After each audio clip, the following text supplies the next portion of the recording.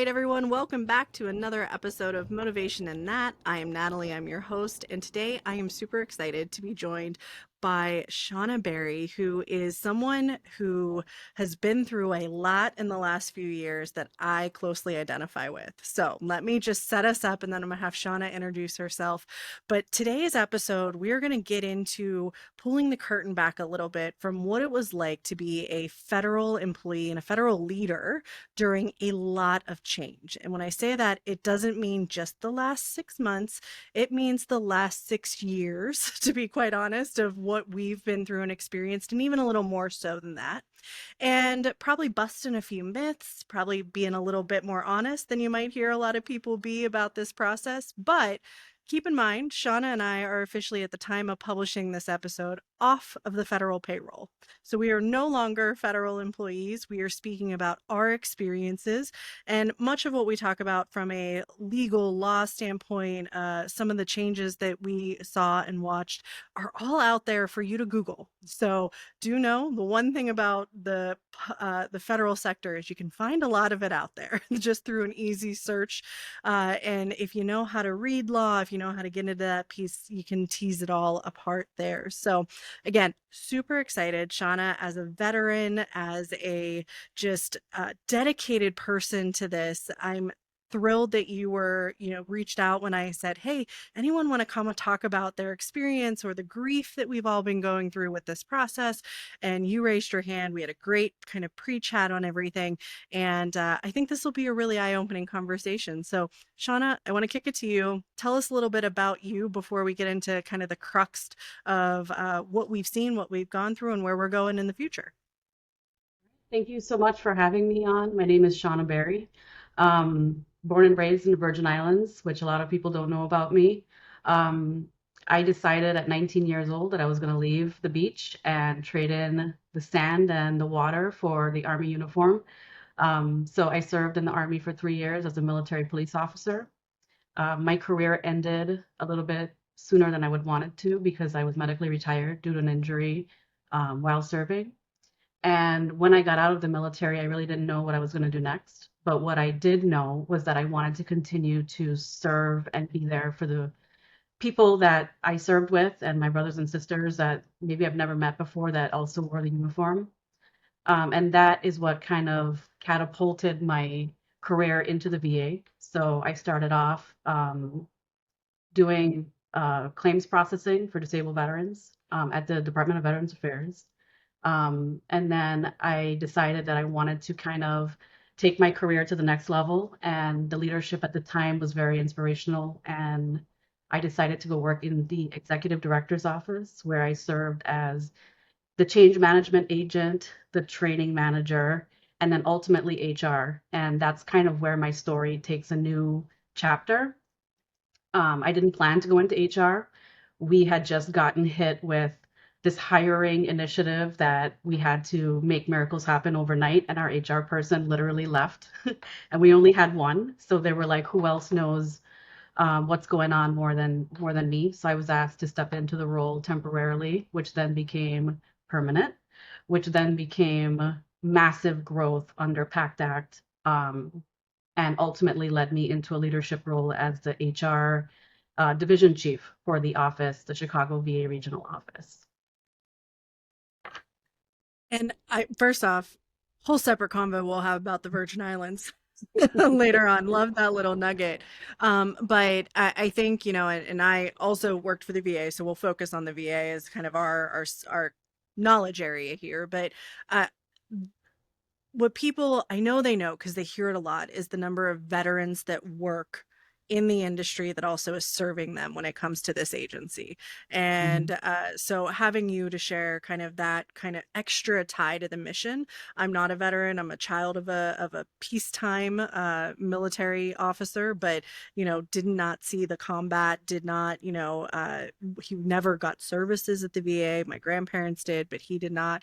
So it's this whole separate kind of connection point. And I think a little bit about where I want to start is just it's not automatic that the moment you discharge from the military, you can walk into a VA and all of a sudden everything's already covered and now it's all there. There's a pretty complex process, complex being, one of the sticky points of everything, of when I discharge and I transition to civilian life, what do I qualify for in VA? And benefits are not just healthcare benefits. There's more than that in a lot of ways. So can you touch on just a little bit of that? I know I'll probably do a deeper dive in a separate episode, but a little bit of what that first kind of ability to even get into the system as a consumer of it looks like. Mhm.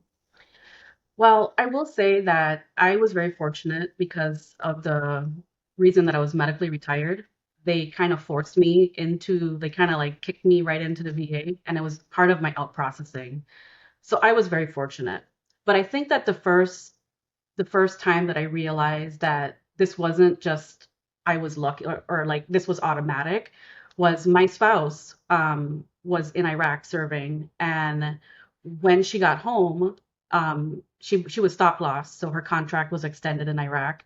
And when she got home, she was due to get out of the military, and her experience was totally different than mine because she was just a regular person getting out of the military, whereas I was medically retired, so all of those things were built into my out processing, the introduction to the handoff to the VA, I guess I would say.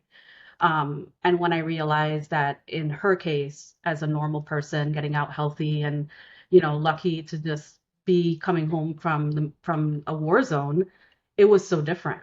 And I was able to kind of navigate her through that process, and I felt very fortunate to be able to do that. But for the average person, I can't tell you. I worked in the claims process where I was developing claims. I was a decision maker on disability percentages before I went to the director's office. And you will be amazed at how many people are filing their first claim in their 70s, 80s, 90s, even at 100 years old, 100 plus years old. So, I definitely think there's a disconnect. So I think that I was very fortunate. Um, and that's what kind of drove me, was kind of seeing my spouse's experience coming home and just not having that same thing. It's just kind of like, okay, well, here's your discharge papers. Have a nice day. Thank you for your service. Whereas mine was just more formal and, definitely more of a handoff. And, I saw it every day. Working at the VA. I mean, I think the percentage of veterans that, at least in my office, was probably about 40 to 50% of the employees were veterans. And we were all like, and that's what I liked about leaving the army and going to work at the VA, was like, to me, it was no transition, like government to government. And, I'm still surrounded by this big military, veteran population, and we all have stories. And we definitely had like, camaraderie. And that was really what kind of drove me every day. And hiring, veterans and working through vocational rehabilitation, um, entitlements, and hiring people that were on job searches and hitting job fairs and finding veterans and recruiting them in. That was a big piece of it. So, I think that was my experience. And there's so many veterans that are impacted based on everything that's going on, right now with things that are happening in the government. Yeah, and it's a hard time, especially when you're dealing with some of your own care that you're trying to navigate through yourself. Especially, we'll get into the PACT Act, which is one that I think touches really well on what you just kind of mentioned of they don't register until 60, 70, 80 when symptoms of some things will start to actually show. Whereas what we've learned through a lot of research over time is that, uh, you know, a lot of folks are, familiar with Agent Orange, but burn pits being the new thing, that there's the stuff that kind of festers within us. And then, 20 years later, we see the outcome of that black lung from the mines that, Appalachia, where I am, and all those type of components. And so it takes time for everything to catch up with that. Mhm. And there's also a reputational piece that ties with that. So if you've tried to get coverage and the law just wasn't there yet, and you're like frustrated, now what do you trust? What do you not trust? Do you want to just go to the community for care because it just feels simpler? And that's the complexity of what the 400,000 plus employees of the Veterans Administration had to navigate and manage. So it wasn't just simply get your veteran in for a primary care appointment and get them seen. there is so much more to the VA, from housing to homeless services to all of the benefits processes to the cemetery. And so the three big, components of the VA: the health side, the benefits side, the cemetery side, and then all of those other offices that then support. So your IT, your congressional, we have our internal inspector general that's coming in the whole time too and looking at what we're doing and keeping us honest. So I think when we're things that pressure often has us understand, right, what we're capable of and what we could do better in any business practice. But in the government, it's extra complex because our board gets to be Congress. And Congress is the board of a lot of groups. And, you can only know so much. And we're lucky that the two congressional committees that oversee the VA have veterans on them. They have physicians on them. They have people from insurance backgrounds that are on those. So they do work in a very bipartisan way a lot of the time to do some of those things. However, it's the bureaucracy of the process. So let's talk PACT Act. We've talked about it a couple times. It's the Promise to Address Comprehensive Toxics Act of 2022. However, I mean, the talk about this started in 2010 and Mhm. through those next like 8 years. And then it was like piecemeal. Let's try to put this one thing through as a law and this one thing through for a few years. And it really wasn't until 2022 that a comprehensive approach came about. Mhm. Now, Shauna, you got to see it firsthand because you can't change anything until you start to understand what people are actually eligible for. So, step one is, what are our veterans who suffered from burn pits, Agent Orange, Gulf War illnesses, things like that? How do we even know if they qualify for additional services? And that's all through the benefits arm and the claims arm and things. So, Mhm. give us a little bit of when did you start hearing that this was probably coming and start being able to prep and understanding what it would entail? For me, when this all started, I was still the training manager.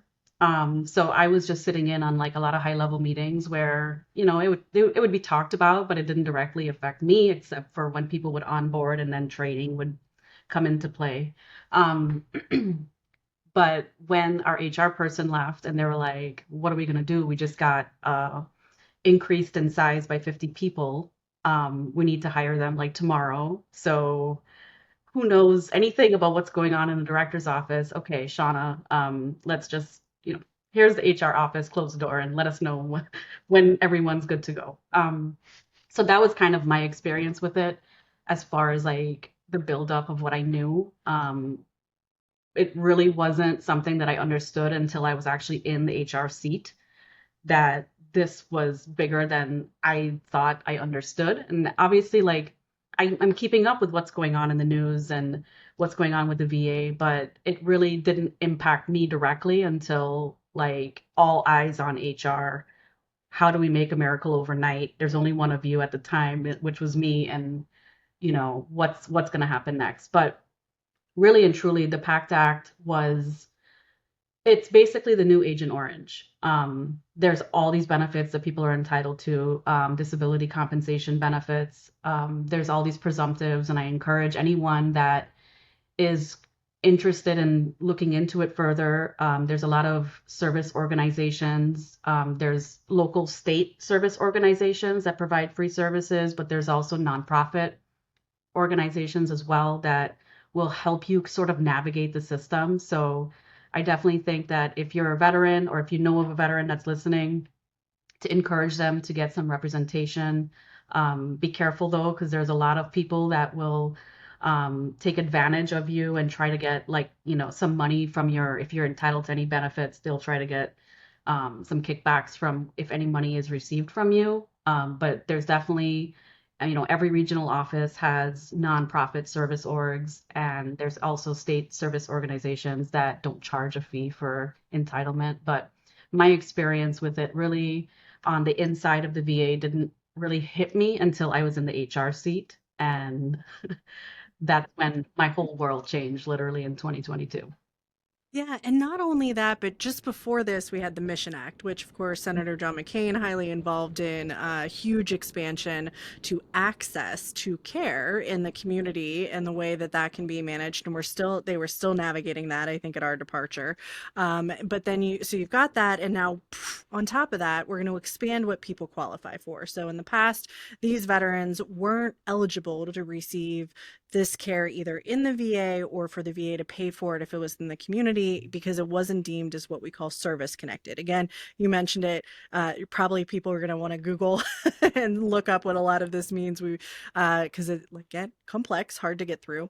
But that was, I think I saw a number, it was like 3.5 million veterans would be potentially impacted by this. And that includes veterans already enrolled in VA care that now need to be re-screened to determine do they have, additional elements to their service connection and things they qualify for, and new veterans who all of a sudden are like, I didn't want to enroll, but now I'm going to because now I feel like maybe I'll be heard. I want to go ahead and make sure that my, any future cancer care, asthma care, respiratory kind of things are managed. And that takes people. It's not simply a survey that you do online that then clicks through. And even that still needs someone to build the survey, do quality assurance on the survey, read the results, get all of that information processed. So we had gone through, I think, a huge expansion on the healthcare side through Mission Act. And then PACT Act passes in 2022. And there's like 90 days to get started. And even though it's a phased rollout that takes 2 to 3 to 6 years in some nature, one, the community and the public are like, it's law, make it happen. Mhm. Today, I want this done now, and totally understand that. But to bring on all of the bodies that are necessary to now support what this law has deemed we have to do, it's not as easy as it might sound. And I think when people are looking at the massive expansion the VA went through, that those two qualifying laws are a lot of where it stood. So you mentioned you got stuck in the HR seat right at the midst of this. And it probably was a different set of pressures to now start hiring people into the federal government, which the joke is nothing goes quickly. Yeah. Oh, it takes us 6 months to onboard someone. But this was the opposite. The pressure was get them in now. So what kind of shift was that in thinking that you had to go through and pivot, and plus you're learning right on the spot? Right. I don't think that anything could have prepared me for what I went through in that time. I am a very performance driven problem solver type person, and I think that's why they pegged me for this. I was also the longest standing employee in the director's office at the time, so it was just convenient because I was kind of looped in on everyone's business line. But I I remember times where I was literally falling apart, and people would be like, "Oh, how can I help?" And I'm like, "You can't. You just can't." Um, and I had a lot of good people around me in the beginning. I had a lot of support, but the pressure was huge. And it's like, well, okay, so every director wants their moment to build an office because it's going to look so good when their performance and their stats come out. Like, I grew this office by, this many people. We met the mission. Everyone wants that, like, hashtag moment.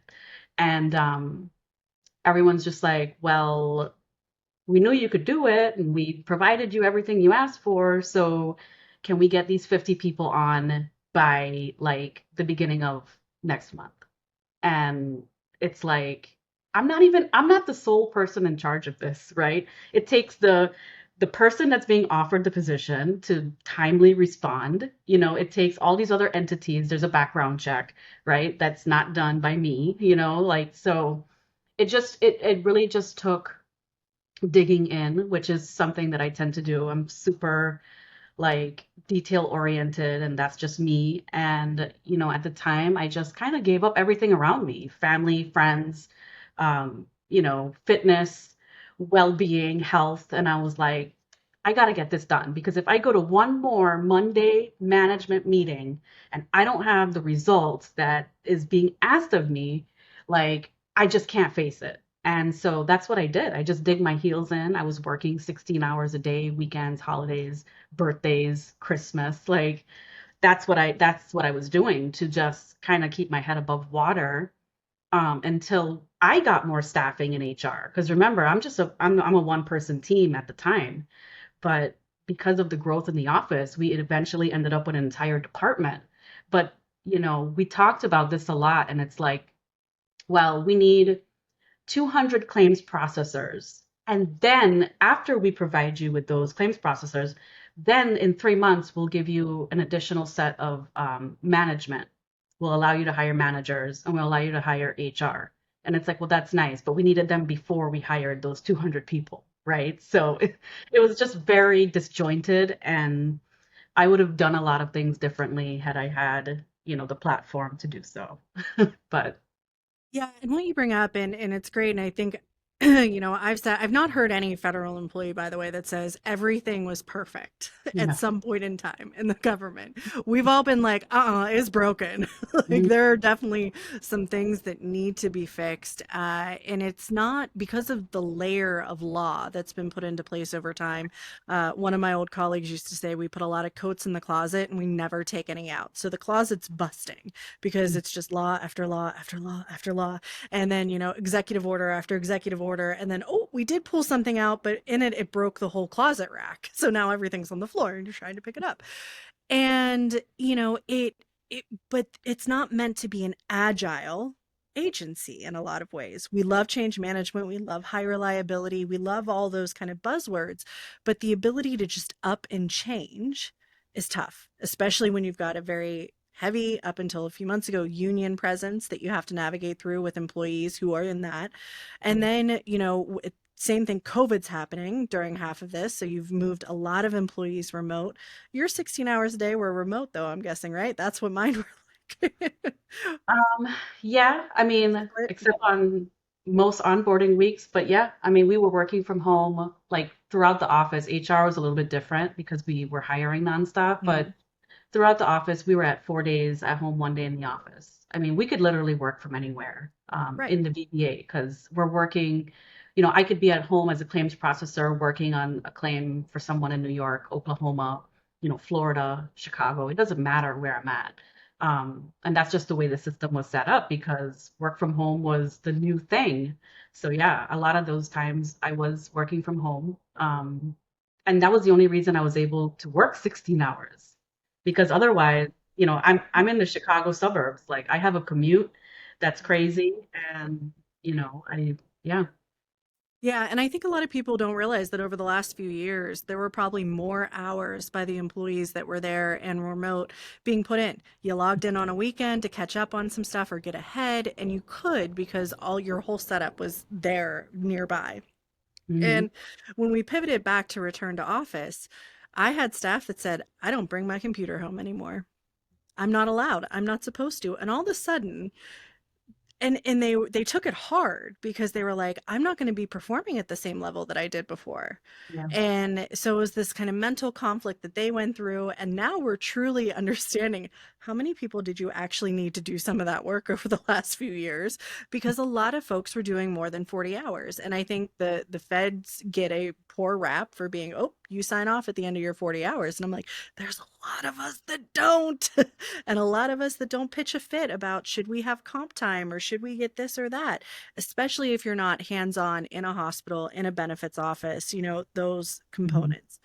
So we've got this unagile organization that now has said, figure out how to do it, figure out how to do it fast. And also, by the way, figure out how to be quote unquote successful at it. And what were some of the success benchmarks that you were given in that process? And I know this is a cold, I hadn't prepped you with this question at all, but was it about getting people in the door? Was it about at this point we need to have so many claims processed? Like, what were kind of those metrics that you were aiming for? I mean, it was all of those things. It was getting people in the door. That was my business line. But so in the VBA, we're all production based. So it's not subjective. So if you're not meeting your standards as far as the claims processors, which is the bulk of our employees, So you have a number that you have to meet every single day as far as claims processing goes. And it's tracked by a computer system. They can see exactly what time you touch that computer, what time you process that claim. You know, if you're working outside your tour of duty, your manager has visibility on that, whether they're looking or not, which most of them don't, because the station, the regional office, every single office in VBA has production elements that they have to hit. And if they don't, then you'll have, and I'm hesitant to say this, but a lot of managers will be processing claims and doing things with claims that they are not currently trained to do just to make up the difference, right? But when it comes to claims processing, like it is very cut and dry. Like if your employee has not done any work all day, it it's like this. Like they will, your manager and your manager's manager and everyone will know from the top all the way down. So the work from home for us, it was cut and dry, right? Then you get to, positions like the HR where it's more subjective, it's not production based, um, but for me, it was all about how quickly can you get these people onboarded. And I'll just say a quick story. I know I'm a little long-winded, but we were one of 8 offices in the country in VBA that was selected to host a hiring job fair. What does that mean, right? Like, what does that mean? So we had like 4 layers of leadership above us come down and say, I'm writing your office a blank check for however many people you can hire today is we'll grant it all. So basically, anyone that walked into the building on that job fair that had a pulse was hired because you tell, you know, a director or anyone in a senior leadership role that you can grow an office, that's like that's like gold bars for them, like yes, like I'm gonna put that on my end of year and I'm gonna be so great. And what happened? We ended up hiring anyone that had a pulse. So that became my new benchmark because I'm like, okay, so how many people did we actually tentatively hire today? Well, it turned out to be 125 people. And they're like, you better get this done because if we don't get these people on by the end of the fiscal year, hire will just reallocate those jobs to another office. And to me, like my benchmark was how quickly can you get this done? And I'm like, well, I'm understaffed. I'm short one person, and the other 2 people I have on my staff are not fully trained yet. And so, where does that, who's in the management meeting speaking on progress for hiring? It's me. Um, so yeah, that took a huge toll, and that's pretty much what I spent the last 2 years doing. We had to come up with innovative ways of onboarding that were totally unconventional, and I would tell other supervisors at other offices what I was doing, and they're like, "You're crazy!" Like, and I'm like, "I know, but what else do you want me to do? I'm understaffed. My staff that I do have is new. I inherited this team. I was a peer to the people I was working with, and now I'm their boss. And it's all very new.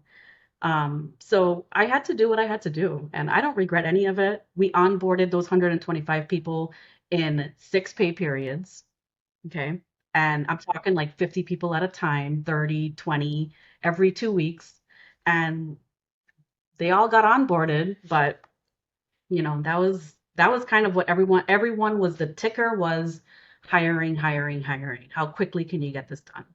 Right. Um, And it's a question of quality over quantity, right? So you can get the yeah, people in, but if they end up not being the best people for the role, and now how much rework time is there to retrain, find new spots for them, see them out and have to rehire again, someone else. And it is one of the things I do think the federal government struggles with, which is when I was hired in the VA, my first boss said something that happens here that happens at another company that's in the private sector won't mhm, end up that like their stuff won't be on page one. Ours will, right. because ours is closer taxpayer dollars than people think about. Even though those other things are nonprofits or, just wasting having the same severity of incident, ours is going to be on the front page. And Hmm. so we want to have these numbers that really say something. And we're like, we're seeing this many people and we're doing this much good stuff. But the question is, and we've gotten hit for this, the healthcare side did in 2014 with a huge thing that people wanted metrics. So they created workarounds that weren't ethical and they weren't with integrity. And so when you talk about like kind of coming up with your innovative stuff, it's amazing if the right people are doing it. But if Hmm. the wrong people are doing it that haven't been trained, haven't been coached in a leadership style, you create what's going to start to look like a pretty toxic environment where the only thing that matters is hitting your numbers and it doesn't, who cares what goes by the wayside because of it. And Hmm. I think that's really interesting right now because we've just hit like claims process numbers that look crazy, right? Hmm. During this year. And, but we're not talking about the amount of overtime that went in to get to those numbers and Right forced now. overtime, probably.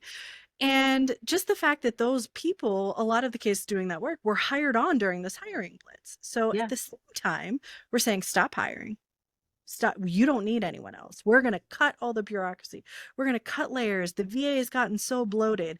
And I'm like, yeah, it's gotten bloated because everything we offer is so much bigger than it was 10 years ago.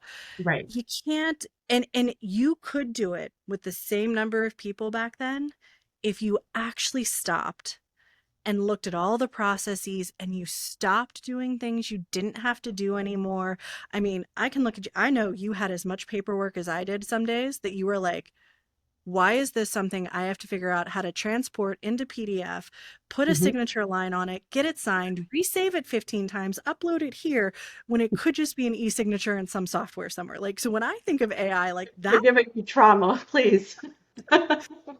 But those things could have gone so much further. But it Mhm. ended up that here we are every Friday having to do Excel spreadsheets that say how many staff are sitting in what places because we have to return everyone to office. And I'm like, this has nothing to do with how we are caring for our veterans. We've got to like refocus. And so I think, again, we're all in agreement. It was broken in many ways. We could have done better. We were innovative in so many places. But I gotta ask, how much of this can AI do, Shauna? How much of this can an AI code system process for our patients and our beneficiaries? Well, I will tell you that although I've been removed from the claims process for a long time, we have been in automation for, I would say, at least 9 years as far as claims processing goes. And I can't tell you how many times it has been proven broken. There is, we had to hire at one point for dependency entitlement claims, which is if you're service connected at a certain percent, you can add your spouse and your kids if they're eligible. And they went off with this whole like AI thing, and all the effective dates were wrong. Veterans were getting overpayments, they were getting debt letters, and they had to hire contractors to come in and fix it. And I'm like, the contractors actually made it worse. You just like added to the problem. So now what did they do? They took away that whole dependency process in every regional office because we all had a piece of that pie workload wise, and they centralized it to certain offices. And I'm like, oh, that'll fix it, you know? But um from the claims processing side, I know that they're heavy on AI, even like rating decisions where you're reading medical, like AI is reading your medical and they're like issuing percentages. I'm not saying that it hasn't been tested. I don't know how much of it has been checked and rechecked and triple checked.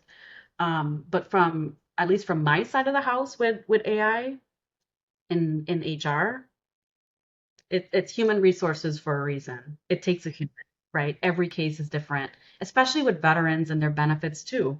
Like no two veterans have the same story. No two veterans are going to have the same medical where AI can just drum up a decision. Um, and I just think that there's a huge human element to this type of work. And can some of it be used, yes, like the PDFs and the signature pads and all these different things, absolutely. And has the VA done a good job with, from at least from the veterans perspective, which, I've been the customer of the VA. Um, I do think that, VA.gov has come a huge distance from e-benefits and the way it used to be 10 years ago. I think they've done a lot of good things with AI to improve that experience. But, you know, if you're dealing with a 100-year-old veteran that's never filed a claim, I'm not sure how far VA.gov is going to go. And that's why I say that the service orgs are the best people to, like, help that population or people that are struggling with AI and just navigating the system. So, Yeah, and I like to think AI assisted is like right up my alley at least. Like oh, I would love something to at least do a first round through and then I can go. And I know we're battling in the job market, as you and I are both navigating, is AI is screening resumes and all of a sudden I can't get an interview anywhere. I'm like, what's the magic sauce in this code that I don't have right now? But that's where the granularity of what the AI is so tricky because let's say the next PACT Act comes along. How easily can that code be rewritten and redone to adjust for the new requirements? Or is it going to break everything and now nothing is flowing at all in the way that we like to think it is? And I think that is one of the things I never saw happen was if we do this, what breaks? And I came from the risk compliance background where I was really preoccupied with what was going to break. I'm cool if we break it, but then mhm, you have to know what you're going to do when it breaks. Like it's that have we looked at all the consequences and that ripple effect that's going to happen as a part of that? And I think that especially when some of these strategic messages happen and we came from a few years of hire faster, hire quicker, hire better, expand your care, expand your, access online for different things. And to pivot that so harshly as what's happened in the last 9 months without what feels like actual conversation to inform it, I think is one of the hard parts. And you mentioned contractors. And I'm mhm. just going to say, we can cut the workforce down. If you think we're not going to spend twice as much money on contractors who Oh yeah. aren't knowledgeable or who are former federal employees who are now Mhm. going to make twice as much money doing it remotely and doing it through a contractor, y'all are crazy Yeah. because that's what's going to happen. And Mhm. they will do PowerPoint slides. I'm just going to say it will be one of the services that they offer. Mhm. And so all of a sudden you've been told hire, hire, hire, hire, hire. And now it's like a nope. Yeah. And as a And manager, what was it like having to kind of lead through that? You've been on this kind of train and now the brakes have gone on and you're having to handle it, but also your staff is now like, what do we do now? I think that that's probably the hardest question that you've asked me so far. And I will tell you, when this all started, it was kind of like I went to bed one night and there was like a massive like hurricane or earthquake that occurred. And like we're all waking up to this like sense of loss of safety, security, comfort, um, everything.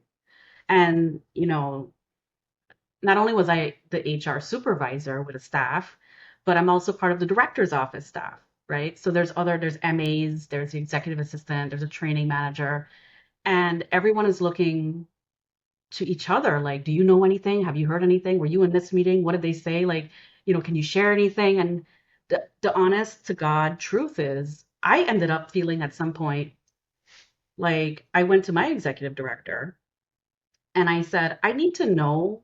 You don't have to tell me everything, but like people are like flooding the HR mailbox. They're flooding my mailbox. I have like a million IMs. Plus your staff, your MAs, they're coming into my office like every single day, like everyone is asking questions. And what scared me the most is when she said, I know nothing. And I believed her. And she was like, I'm like, I could be on the chopping block too. There's a lot of talk, there's a lot of rumors. So I'm going back to my team and I just was like, listen, like, you know, like just let the noises, you know, just be distracted, right? There's a ton of work to do. Like when I get like this, like I visualize myself putting on my army uniform and going to work, right? Because I felt the same way in the army. Like I didn't know what was going on half the time. Like, are we deploying? Are we not? Like, what's tomorrow going to be like?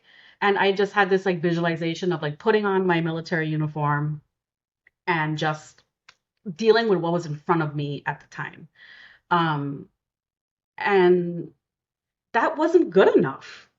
It wasn't good enough even for me at some points because, like I said, I mean, like last night, everything was fine. And then I wake up and everything is not fine. And I'm having to look at these people. I had people crying. My office was a revolving door of people just, hey, like, what's going on? Do you know anything? And it's like, how do you lead in this environment? Like, even when I talked to my director, I felt bad because I'm like, this sucks. It sucks for everybody. And just to me, it was like, everything was like, okay, well, we think this, and this is going to get cut. And, potentially your position, my position will be cut and HR, and there's too many layers and, you know, we don't know what's going to happen, but most likely. And it's like, you want me to sit here and be effective? Not only did we just go through the return to office, which for the VBA happened in May for BUE employees. I think it was like the first week of May. So not only did we just come through return to office, and within a few weeks of all of that, I mean, we double, tripled in size overnight, like within a year. Half those people didn't have desks. We were figuring out if we had to hotel them, if we have to, whatever's going on with these people. And it was terrible. And then on top of that, you're going to add this layer and expect managers, HR, the director, everybody to just kind of, well, just get back to work and serve the veterans. And it's like, yeah, that sounds great. And I would love to do that. That's what I was doing before all of this happened overnight. Um, so for me, like, I just tried to stay the course, right? Like, we don't know what's going to happen. Like, let's just, there's plenty of work to do. Let's just distract ourselves with what's in front of us. And then when there's something we need to know, we will know because everyone above us don't know clearly. Um, so that was really, unfortunately, I'm disappointed that that's how I had to lead in that environment. Um, because I know that had I gotten just a little bit more, I would have been able to, like, really taken care of people better, been a better supervisor. But I mean, how when everything around you, like people were resigning, like on the spot. Um, there was plenty of people that was in the director's office unit that I work with that took the opportunity to take the DRP. And I think the most earth-shaking part of all of this was there were people at like senior levels that took the deferred resignation. Um, and it's like, wait a minute, if three layers above my director all took it, and then all these other directors, SES directors, took this DRP, what am I not seeing? What am I missing? Do they know something I don't? And that kind of created even more chaos because everyone's like, why did they do this? And I'm like, I don't know, you It's the know? power of perception. I mean, and internalizing things. And I think, on top of this, every administration change, we expect our undersecretaries to turn over, right? It's just Mhm. kind of how it goes. It Right. it's nonpartisan, but it is still political. And so we're going to get a new undersecretary of benefits. We'll get a new undersecretary of health. And so we expect that change. We're a little prepared for that. But then, the what you mentioned, kind of this upheaval of weird timing of retirements and like people choosing to go back into different positions. And I will say, at least on our end, the majority of leaders that have been leading through this change have put their heart and soul into every bit of it. And it is the one piece, I think, if the public knows anything, it's that there's so many people that haven't lost sight of the veteran. And even when we are stressed and at home crying and trying to navigate people through it, there is still a point of we have to be here. We have to do something because we can't let the veteran and their families down. Mhm. And so that extra layer of mission connection. But what that did is then we had moral injury happening left and right to a lot of our leaders. And I remember sitting in a small room at one point and someone saying, you have to remember our veterans are all over the political spectrum too. So we have some veterans that want all of this change to happen. Like they've been yelling for it. They want flags out of the buildings, or they want everyone back in a seat because they think we're not doing work at home or any of those things.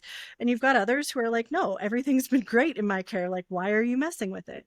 So even trying to take the customer's perspective into view got murky because of the political layer on top of it. Yeah. And, you know, as I believe, just like you, there were very few people that knew anything that was a solid decision.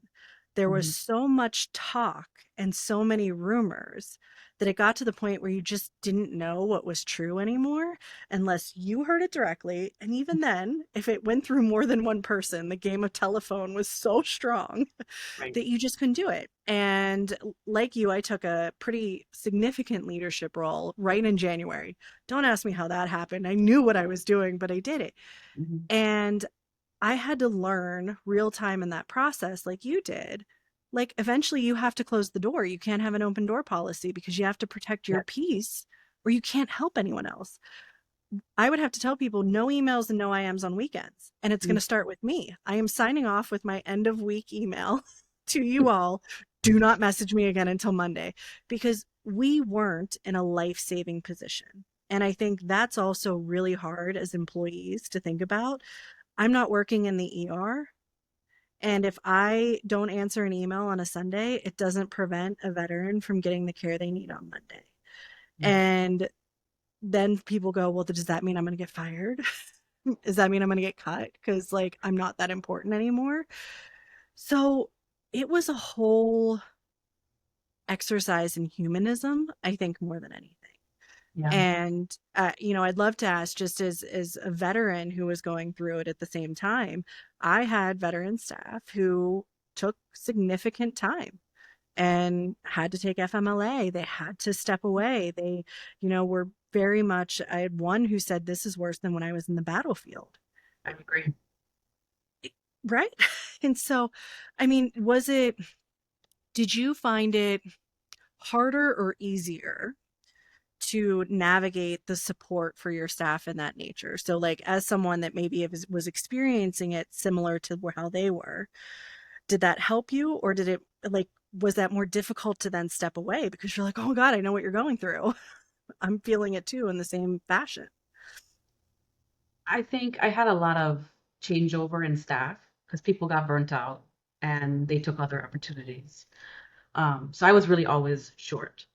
Um, and I think what I ended up doing in a lot of ways was picking up, like I felt like I was more of an HR specialist for majority of the time than even a supervisor because I was trying to make up the difference, right? Like I implemented quiet hours on Fridays for like the first like 5 hours of the day. I'm like, do self improvement, leadership development. I'll assign you courses. Like, listen to a TED Talks. Let's have a conversation as a group about it. Like, you have to keep your mind at sane going into the weekend because the last thing I wanted my staff to do was carry everything into the weekend. And I think a lot of the time I just was the one that was like covering so that they all had that opportunity to do it, whether they took advantage of it or not, I think it depended. Because I think everyone kind of got addicted to like, oh, there's so many emails. And I think as a veteran, I was just really disappointed in my experience as a leader in the VA. I had staff that were clearly burnt out. And there's nothing I could do, like the mission is the mission. The staff is the staff. I asked for additional help. We never got it, and at the end of the day, you're judged based on how good you make your director look. And, we had a few changing directors over the from 2022 to present. And, people were just they were burnt out, and I feel really bad about m- my experience but also their experience because you know it was just it was very painful to live through, you know hearing people like talk about like mental burnout, and I'm like like I'm like 2 seconds away from just dying at my desk, right? Like um And so, yeah, it was just very difficult and disappointing overall, looking back, I think. So we both mentioned we've taken what was called the deferred resignation package. Basically, they did two rounds in the VA. One back in February, March timeframe. A lot of people didn't think it would be like real. They were like, "You're not going to pay me to be on admin leave that whole time." And then we saw that people that took it were like, "Oh no, my paycheck's still coming." Like this is, and it wasn't an easy out for people. And I think that that is one of the things that I hope folks will understand at some point. You and I took the second round. I think we both took second round, and I made that decision one night when I broke. I couldn't sleep. I hadn't slept for days, and I called my boss and I said, I'm applying for DRP. Now, I was approved. You were approved. There were a lot of people who applied that were not approved because they were deemed essential for the work that was being done. That part didn't get me, but the part when the messaging became, well, if you've taken this program, you must not care about veterans anymore. Like you're out, you're dipping out. And I'm like, well, I'm either going to be in a mental institution in 2 weeks or so sick that I can't get out of bed because that level of physical burnout had really gotten to that point. My therapist was like, you need to take short-term disability. And I was like, better yet, I'm resigning. And she was like, oh, and it took, I mean, a solid month before my husband's Teams calls didn't make me want to throw up when I heard his Teams like thing go off. And you don't realize kind of what it's done to you until you get to that point. And I hold so much respect for everyone that has stayed for whatever reason they have stayed, and the same amount of respect for everyone that has left, that for any reason that they have left. And the job market's been crap, and we'll get to that in a second as we kind of close up. But what do you hope that people understand about government employees that are still in their roles and those of us that have kind of shifted out and are now in this transitionary period of finding out, well, what the heck is our next step? I think for the people that are still in their roles, there's still a lot of uncertainty. There is this big, scary reorganization that's been like a big cloud that has been hanging over everyone's head. And, you know, the return to office was a huge thing for people. Um, People had to make a lot of changes in their lives, sacrifices. And I know if you're like gung ho about return to office, I personally, I was a big work from home person myself, and I really enjoyed the return to office experience, having to be with my staff every single day in person and getting to meet people that we had hired that I didn't really see on a regular basis. Um, but it is not an easy role. It's not an easy job. Um, Anything having to do with the service of veterans comes with a very heavy rucksack. Whether you are military or not, you're carrying the weight of people's healthcare, or even if you're not in direct healthcare, like you're still like a huge part of this mission. No matter, even if you're like someone working in a mailroom, like you are super critical to making things function. Um, and so I just want to say, like, I have nothing but mad respect for the people that have stayed. Um, I think that spending my entire adult life in public service between the VA and the military, it's been the most noble and honorable mission that we have. Um, the VA is probably, I would say, I would used to tell my staff, I'm like, what greater government agency would you rather work? Like, we have the best mission, serving heroes, serving veterans, serving their spouses, their survivors. Like, we got the best of the best when it comes to federal government mission. And then for the people that took the DRP, it's really sad for me because the people that I know of directly and the people that I have talked to are clearly high performing, excellent performance driven people. Um, and to me, it's really sad that it came to this. It didn't have to. And like you stated, like this did not start, in January when the administration changed. This has been going on for a long time. Um, the staffing, the mission, it's so great and it's so huge. And I have nothing but mad respect for the people that took the DRP. Obviously, I'm one of them.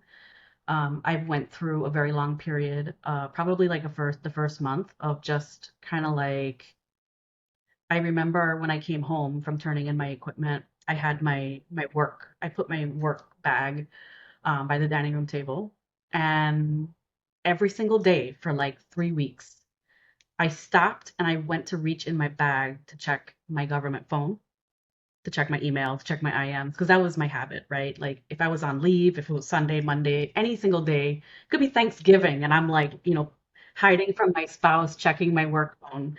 Um, and at some point after like 2 or 3 weeks, I took the bag and I just put it away. And I'm like, there's no phone in there. And to me, that's when grief started, where I went through this grieving process.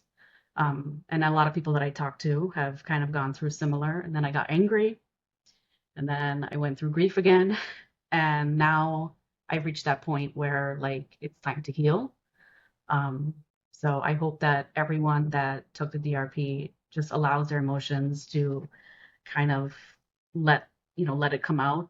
Holding it in is not going to help. Connecting with other people, like I stumbled upon you on LinkedIn, and here we are, right? Like, we have a story to tell, and I think it's important, if you're someone that's struggling, that took the DRP, and you're still kind of in this weird space about what it like, why did I do this, like should I just go back. I've had moments where I was like, let me call my former boss and beg to come back. And I think you just need to remember what got you to this point and accept it, and then acknowledge it as this beautiful healing opportunity to start new. Um, so yeah, but nothing but mad respect for both sides. If you stayed and if you left, like I appreciate all of you guys. Yeah, and I hope that, any employers out there that stumble upon this also give an equal shot to any federal employee that has Yeah. left under any of these circumstances. It is what it is.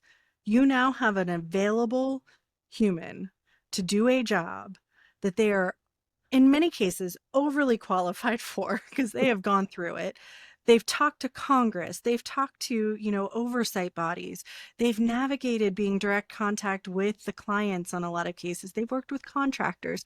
Like the whole component of, well, we don't know how private sector works is not true because we were honestly embedded in so much of it because of all the relationships that we had to have. Hmm. So, I hope that even if the resumes look a little different, even if we have an overuse of acronyms in everything that we say, or you don't understand what we're talking about all the time, that you will understand that there's still major transferable skills there and that we're fast learners because we have to adjust to things like hire all these people in 6 weeks. And, the what we can bring to the table is a set of knowledge that you've never had access to before, to be quite honest. So, having that come in and understanding we're relearning how to be, in it in our lives in many cases because we're shifting from a mission we were so tied to. And I've said, and I'll stand behind it, I would go back at some point to the VA Yeah. when there's less politics. And it because to me, there is not politics in healthcare for veterans, and there shouldn't be in the benefits side. And yes, it's tax dollars, but we are caring for people and we are supporting people. And I hope that we'll see a shift back to a more nonpartisan kind of component to this, where what matters is the veteran in every single meeting, in every conversation, and we can show it Mhm. across the board. So, Shauna, I close up all the time with if people want to chat with you a little bit more, how can they find you? How can they reach out to you? And, is there anything you want to say, especially if it's in this realm? I would love to chat or anything like that. Well, I'm on LinkedIn, so if anyone wants to reach out, that would be the best way to find me. And I just want to close by saying, just because I've removed myself from the VA doesn't mean that I've removed myself from service of veterans and companies that support veterans. So, I've been very, very strategic, kind of making a list of companies that I know that I support that also support veterans and hiring of veterans. Um, and those are the companies that I'm looking to work for. And, I really do hope that, I get a fair shot. Obviously, Some things are not going to be, passing the AI test, but that's okay because I am a resilient person and I will march myself into your company and do my resume in person and talk to you myself. Um, and it wouldn't break my heart to still work in the veteran community as a service officer or any of those areas. I belong to the American Legion, I belong to the DAV. So I'm not in a rush to find the wrong fit. I want companies that value what I value, and veterans are a huge part of it, and serving veterans and being just a part of the community. I have a lot of experience in HR, but that's really not where my experience ends. I've been in claims processing for disability benefits. I've been a training manager. I've been the change management agent. I'm used to high level positions that require me to kind of be the voice. And so I'm happy to do that. But yeah, that's what I wanted to share. Awesome. I hope that you'll get some follow up on that, or anyone that, like me, is going to follow up with you and talking about growing up in the Virgin Islands, which will be when we hit stop where I go. So, the other thing I do at the end of every episode, and this one especially, because we've talked about some heavy stuff, for me, I'm already kind of feeling that, like, oh, I wonder what's happening with my staff that's still there right now, and should I check in on them? Is I ask everyone, take a deep breath. We'll do a quick kind of 2 rounds in and out. And anyone that's listening, this is your chance to kind of just take in everything we talked about today. Think about what you might want to learn more about, or what other topics in this area you might want to ask about. This is a very complex topic set. So I know there's probably like, oh, well, what about this? And what about that? So we're going to do two deep breaths in and out, and we'll close ourselves out. So thank you for being here, but let's just settle ourselves for a moment, and in through the nose, out through the mouth, and another one in through the nose, out through the mouth. So, Shauna, thank you so much for coming on Motivation and That. Hopefully, people have learned a little bit today, and honestly had a little bit of awareness of what it's really been like for some of us, and who's out there now that they can interact with, because we are available and we want to bring our knowledge to wider pastures. So, thank you, and we will talk again soon. All right. Thank you so much.